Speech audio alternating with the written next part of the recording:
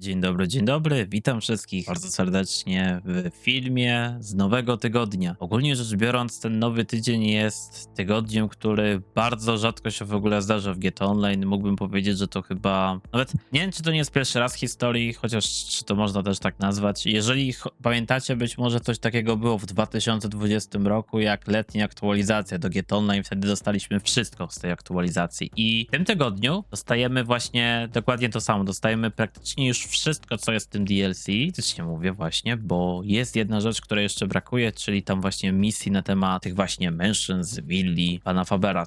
Tych konkretnie 3 misji tylko brakuje. Tak, to dosłownie mamy wszyściuteńko, co jest możliwe do zdobycia w GTA Online, to właśnie będzie konkretnie w tym tygodniu. Także przejdźmy sobie do tych rzeczy. A więc nowe pojazdy się pojawią, czyli pierwszy pojazd to jest Brookite Stout Bobtac Security. Ten pojazd ma być na Warstocku za 2 440 500. Następny pojazd to jest Volton L35 100. To jest pojazd, który będzie na SSS 1 303 700. Klasę Tampa GT SSS 1 311 000.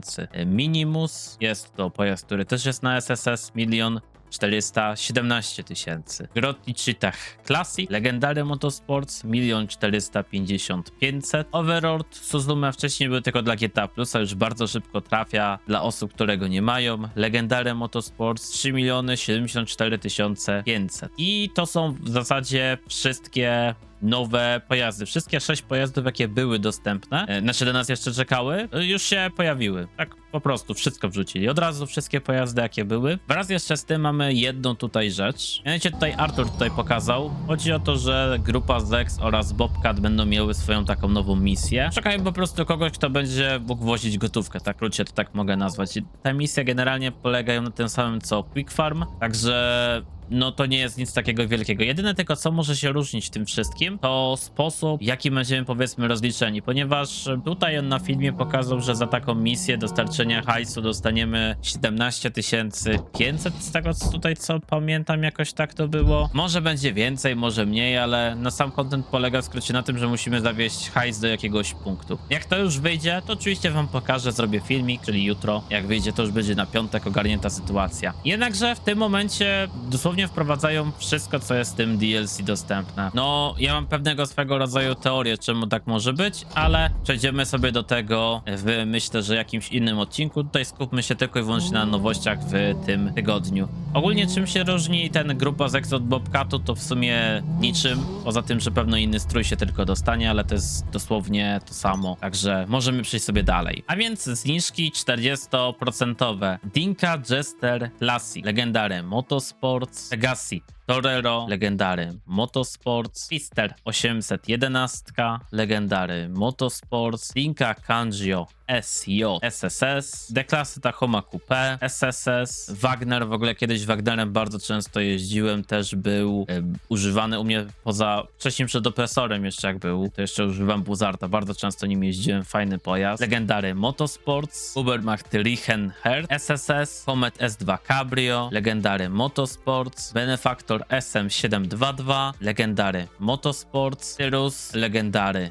Motorsports, LM87, Legendary Motorsports i teraz jeszcze jest zniżka 30% na Mavericka po prostu. Akurat dlaczego Maverick? Otóż tu przejdźmy sobie do zniżek, które są do nieruchomości. Mianowicie jest 30% też na hangar. Hangar tam, gdzie możemy sobie z Ronem farmić skrzyneczki. Dodatkowo z ulepszeniami jest ten hangar na zniżce oraz modyfikacjami. Teraz za hangar potrafimy dostać 33 000 za jedną paczkę. To jest bardzo będzie istotne, ponieważ jeżeli kupimy jedną z nieruchomości w nowym DLC, czyli tego właśnie hangar wycieczkowy Heli Towers, to wtedy otrzymujemy bonus do hangaru od Rona 10%, więc warto jest o tym wiedzieć. To jest oczywiście taki bonus, który w czasie nam się zwróci tą nieruchomość, ale bardzo fajny i spoko, można by powiedzieć. Fajnie, że takie coś rzeczywiście dodali i zdecydowali się, żeby w ten sposób trochę ulepszyć jeszcze ten hangar, tak naprawdę. Ale mamy jeszcze 30% na hangar MC Kenziego. To jest ten hangar, gdzie mamy właśnie misję, gdzie możemy sobie zarobić na poziomie trudnym aż 750 000, co stanowi jeden z lepszych biznesów solo do roboty. W dosyć krótkim czasie, bo da się to skończyć w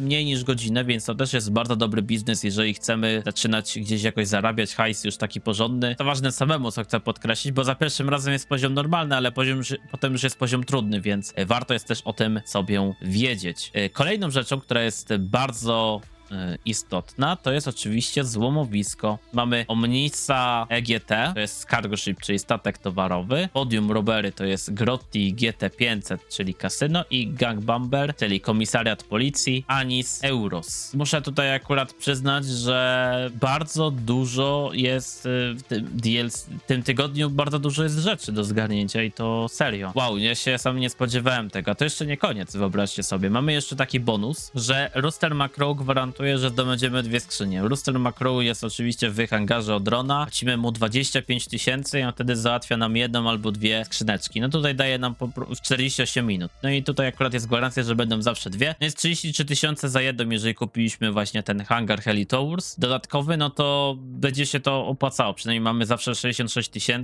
za skrzynię, no i 25 000 płacimy. Ale to jeszcze nie koniec, słuchajcie. Przechodzimy sobie teraz do premii. Mamy premię, która polega na tym, że właśnie musimy kończyć 3 zlecenia tego nowego właśnie kontentu, czyli Safeguard Deliveries. Jeżeli kończymy, to otrzymamy sobie jakiś tam strój oraz 200 000. Spoko, hajs. Następna sprawa, mamy premię razy 2 właśnie na Heli Towers, ale jeżeli macie GTA Plusa, to macie tutaj premię razy 4. Mamy razy 2 na misję od Vincenta. Jeżeli jest motor policyjny, to i musi być też misja od Vincenta jakaś, nie? No też musimy jakoś na ten, powiedzmy sobie, sposób zarobić. Mamy też oczywiście skoki Junk Energy, też są na premię razy 2, to jeżeli jesteś nowym graczem, to warto jest sobie to zrobić, bo no nic nie wymagasz, tylko musisz podejść sobie do spadochronów na mieście i sobie po prostu skoczyć. Ale też co do nowych graczy, nie zapominajmy o szkole latania, która też jest na premii razy 2. To jest też rzecz, którą tylko się robi, jak jest się nowym. Później co najwyżej można sobie złoto zrobić, ale to tylko się opłaca, jeżeli sobie robicie raz, że tak to powiedzmy. I jeszcze mamy oczywiście tryb adwersarza Juggernaut. To jest taki tryb adwersarza, że jesteś tak zwanym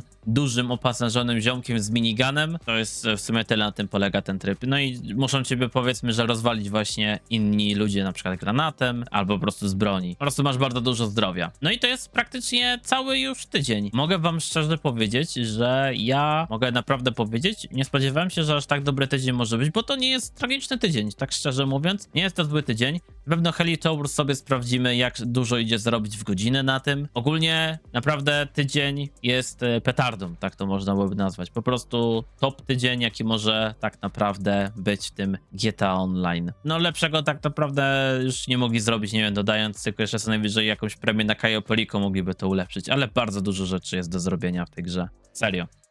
Także no, to byłoby w takim razie na tyle. No i zapraszam w takim razie do następnych odcinki, do następnego, cześć.